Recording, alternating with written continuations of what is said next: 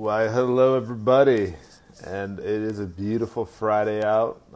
Very, very positive week for myself, and joining us today is going to be the curator of Oscar Niemeyer works, and I don't know if you enjoy his website or his page that I had shared yesterday, but he runs what possibly might be my favorite Instagram account Really? with my love of Oscar Niemeyer and Brazilian modernism. It's easily one of my favorite accounts here on Instagram, and I had to say that how you run this account is absolutely amazing. You come with a lot of facts and a lot of knowledge to Oscar Niemeyer, and what some people don't know is the person running this account is not actually Oscar Niemeyer himself. Yeah. sometimes, sometimes that gets lost in translation there. Yeah, I do get some very weird messages once in a sometimes. So, so before we get too far into this, I just want to say that I live next to a trolley system, and it's very active right now, and you might get a couple of horns. So if you hear that in the background, please forgive me. So I would love for you to introduce yourself a little bit. Who is this man behind this account? Okay, fair enough. Oh, my name is Rolando. I was born in Brazil in 91. I'm 29 years old. I was born in a city about 3 hour drive from São Paulo. And, well, whole story? Well, so that's awesome that you know that where you're from. But so how did that transition into learning so much about Oscar Niemeyer? Well, basically, when I was 16, I went to study in England for A levels.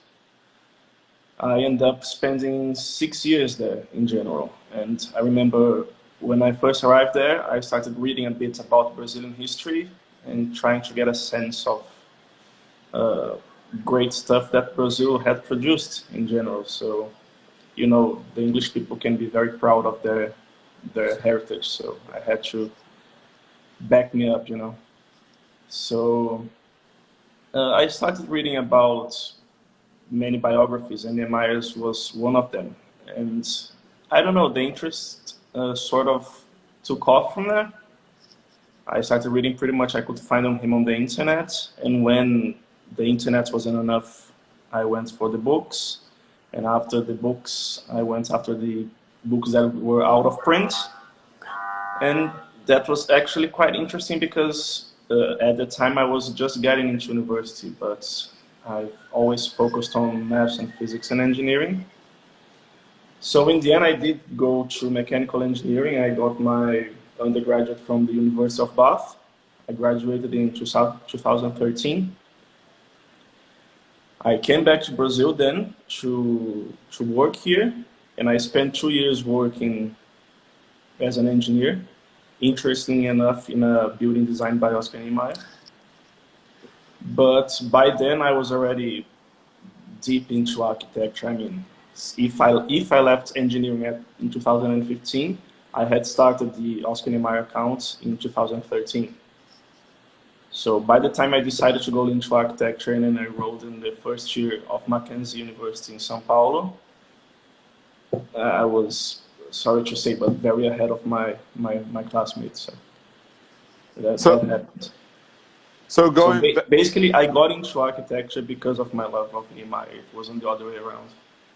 That's amazing. So when you came back to Brazil with all this new knowledge of Oscar and his work, did you re-examine where you were and what these buildings really meant to history more than when you left?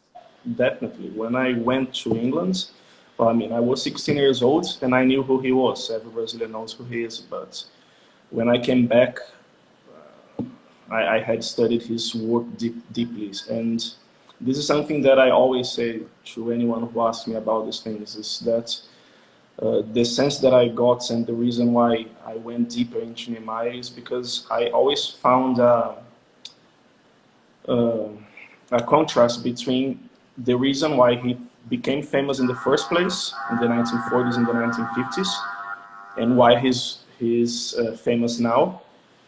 And I always give the example of just Googling his buildings. If you go to Google Images and type Oscar Niemeyer buildings, you're gonna see, first of all, Brasilia. Second of all, his late work, so from 96 onwards, and like three images are gonna show his work before Brasilia, which to me is the most interesting, Mm-hmm. and actually the part of his amazing work that put him on the map. That's amazing. So then, after when you went into school and when you started to do your university in Brazil, how did that affect your projects when you were in university? Did that have a lot of did you find yourself going to some of his traditional ways of designing, or did you build off of that to create something of your own? Well, of course, I have very few actual projects of my own, but in general terms, everything I designed in university is quite old-fashioned, definitely. I say that quite knowingly that I'm not that talented in a sense. I mean, I can understand, I can criticize, but I'm not a very creative person. So I can understand something and create something similar, but nothing new. So fair enough. Yeah, it was said that Oscar Niemeyer's work was some of the hardest to copy in terms of his style compared to especially some of the more contemporary architects of that time. Yeah, It, I've read that too, and that sort of makes sense, but I wouldn't completely agree with that. For example, you can say that many people copied Mies, but you know that's not true. I mean, the proportions make difference, and his overall buildings are much more elegant than anything else, any other person's work.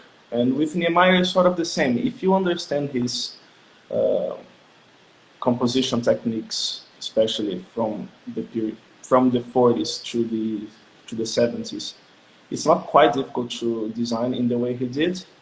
But at the same time, I think the most challenging part is that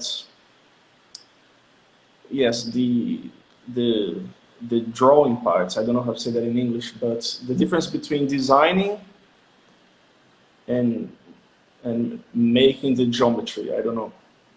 Yeah, I mean, you can put a drafting. staircase there, but the staircase can have many shapes, you know. Hmm. So the way he draws and and adjusts the proportions in order to achieve his delicate aesthetic results is very difficult to do. Yeah, I don't know if I said that clear enough. no, I think that translated very well. And I agree. You know, when we talk about Mies, you're talking about a lot of hard proportions with flat lines and flat planes. But when we talk about Oscar Niemeyer, we're talking about a lot of very fluid motions that proportion is one thing, but also the idea of that movement in that proportion is hard to really understand, especially on the scale that he worked on. Yes, exactly. And there are examples where he failed at that completely. He was a very experimental architect, and he produced a lot. I mean, you can see by the various variations on a theme he produced. There are the better ones and the worst ones. For example, I always say I always mention the Dushan factory from 1950 that was demolished, and the petrol station Clube dos 500. I mean, if you study the profile of the structure, it's quite amazing. I think they are both great achievements, but they just miss being kitsch because he had such a domain of proportion and drawing in general. If you take exactly the same shape but change it, if you change a few angles, a few thicknesses, the thing just falls to pieces. You know, it's quite delicate. And you can see that happening in Brasilia, which is his supreme work of elegance, the Alvorada Palace, the Congress building. If you see the designs, the first designs for the columns that he changed after they built a one-to-one scale mock-up, you can see that the thing was gonna be much worse than it ended up being. You see, it's like he had the talent to realize he had to change it, and he did it in a very pleasing manner. Yeah, architects like Oscar Niemeyer and Frank Lloyd Wright, one thing that they really were lucky about was that they actually produced a lot of one-to-one scale models of things that they were interested in producing before they actually truly got built. And nowadays, this is unheard of. Yeah. We put stuff on paper and we send it to engineers and we say, is this going to stand up? And they say generally yes, but back then, instead of relying on a general understanding, they built amazing structures to help show that. Yeah, exactly. Yeah, it's pretty impressive, and it's a true thing that Niemeyer was a bit careless about his profession. He always said it was the second part of his life. He enjoyed himself very much. So sometimes when he wasn't following the work closely and the engineers had to give the final say on the geometry, he just didn't care, and he said that he even refused to acknowledge some buildings as his own. One example is the California Gallery in São Paulo, which is it's a very lesser known building, but which plays a very important part in the history of his architectural developments. Because when Max Bill came to Brazil in 1953 or 4, I think 1953, that building was hugely criticized by him, and he had a point in terms of uh, the lack of coherence that building showed in terms of modernist ideals. But at the same time, it was a building that Niemeyer didn't really care much for the drawings of the V-shaped pillars in its facade, even though they are quite badly placed as well. The drawing ended up being pretty bad.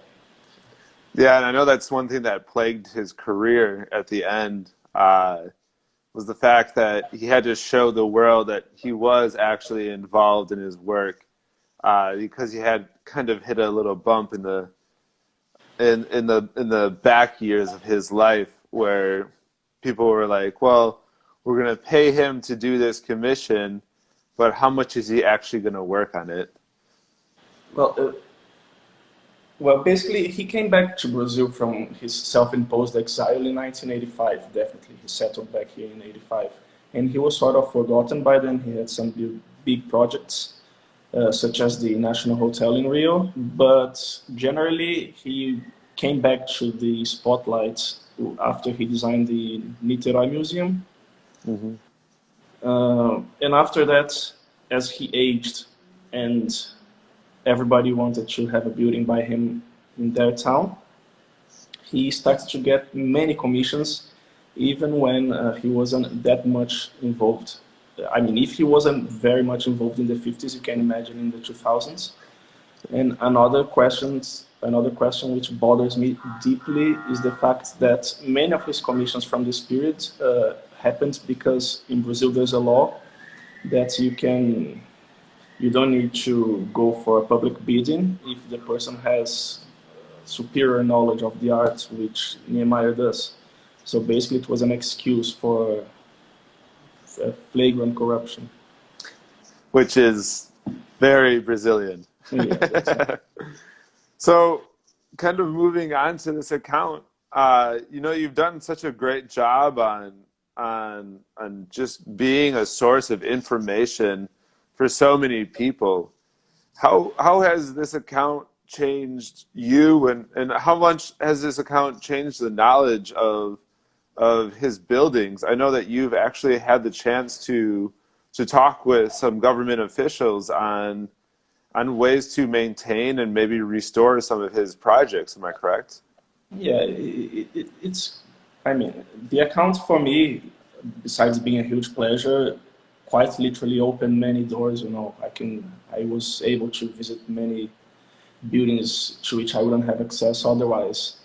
But when you when you say when you ask me to analyze the effects it had on the perception people have of his work, of course I try to be humble, but sometimes I feel quite happy to start to be able to start seeing a change, especially regarding the availability of some material which would be buried deep in some old library otherwise. I think it was also part of this first half of the second decade of the century, 2010 to 2015, that mid-century modern became a big thing, with Mad Men and everything. Hmm. And I'm happy that I was sort of there to be able to show people that Niemeyer was a part of it, because otherwise I think that besides Brasilia, people wouldn't know much of this part of his work, especially his connection to the United States.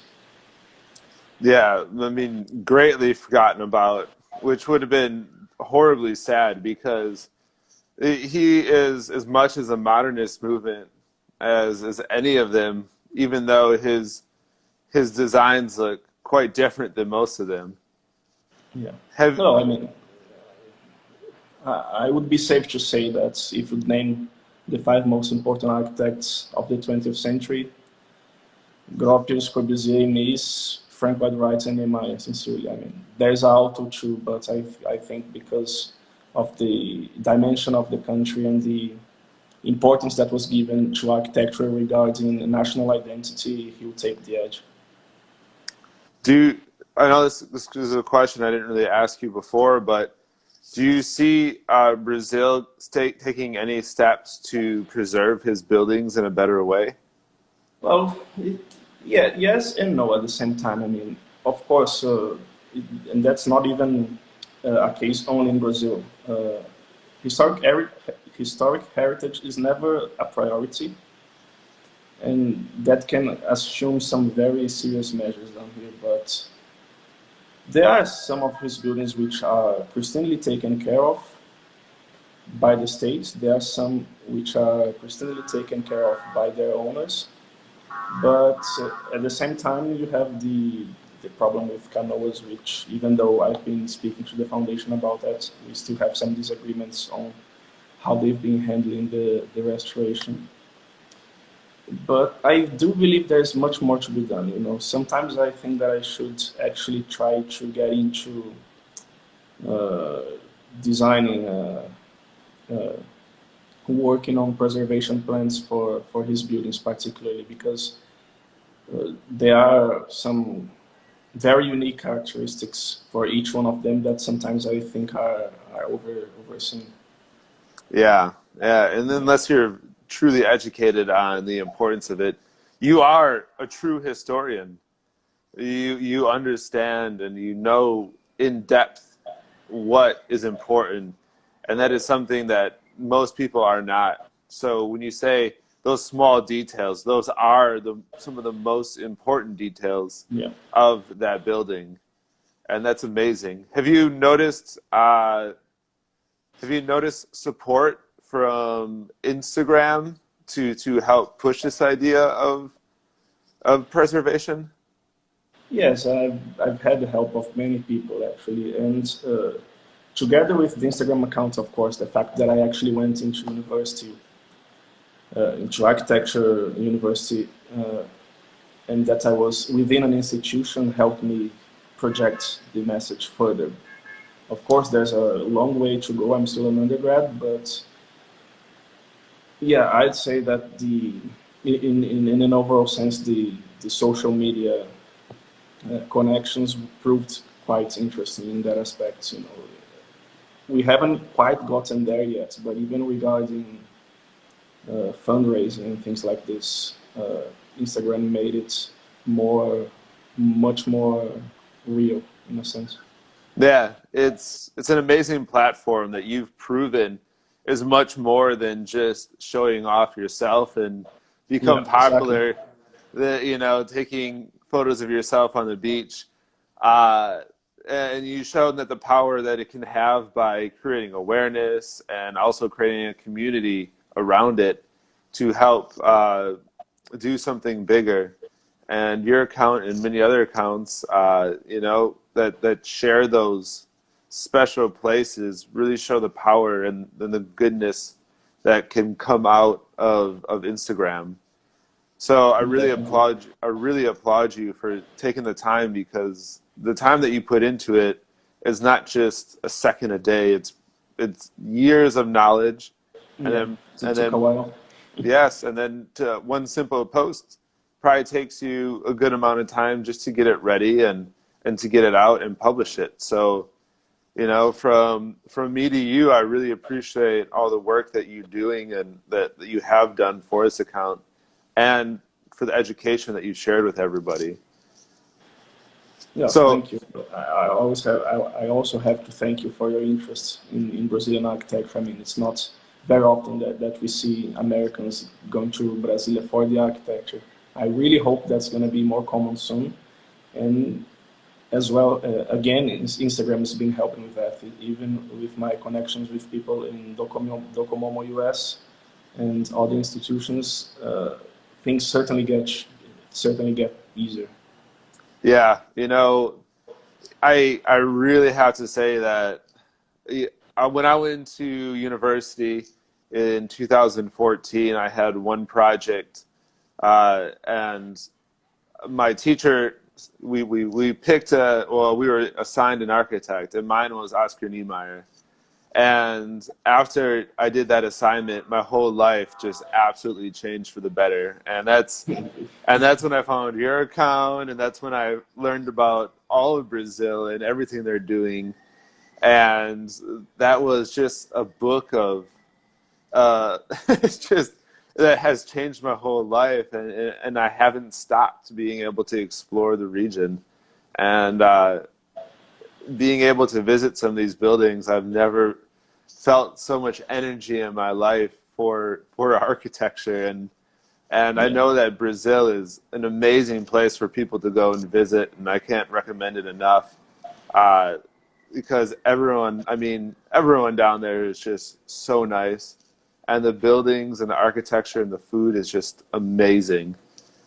So, kind of wrapping this up, and knowing that you're an architect and everything in the world, I'd like to see what you have to say about COVID-19 and possible changes to architecture as we move forward. Do you have any thoughts to that, or do you just No. wait and see?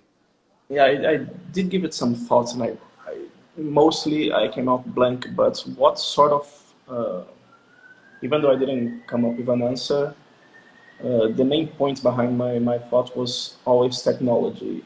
I mean, it might be silly to compare these lives to any significant change that may happen to the building industry. But I think that going forward, technology will be our only way. You know, Even though we are going to be seeing in these next years uh, perhaps a bigger crisis regarding automation in jobs, we are pretty much sure that when it comes down to real design and real engineering, it's going to take a longer while in order to get a substitute. So I think the changes are gonna happen through technology, and we're gonna have to be very aware of how this happens. I'm pretty sure a computer can do many floor plans and everything, but a computer would never be able to design the Alvorada Palace. So Yeah. yeah, Well, thank you so much for taking your time and talking about all the work you've done and sharing yourself personally a little bit today. I really appreciate that. So, thank you very much for the invitation. yeah, thank you. So everybody, everyone probably here right now is already a follower of you, but if they don't, make sure to click on his link above and follow Oscar Niemeyer Works, and then also follow your own account, which is linked towards is linked on that page. You have a lot of Okay. great content.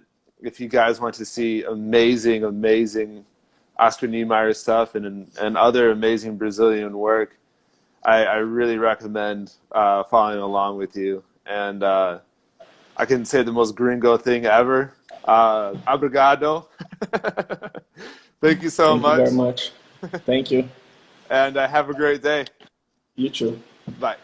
Bye bye. Thank you. So I hope everybody enjoyed that interview. That was absolutely amazing to get into a little discussion about Oscar Niemeyer himself and some of his work with somebody that knows so much.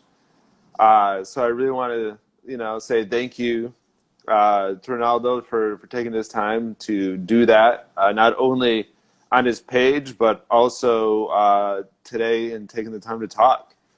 So as I end every other time, I just want to say thank you guys for joining and continue to stay healthy and enjoy this weekend and enjoy next week as we can. And let's just keep moving forward. So thank you.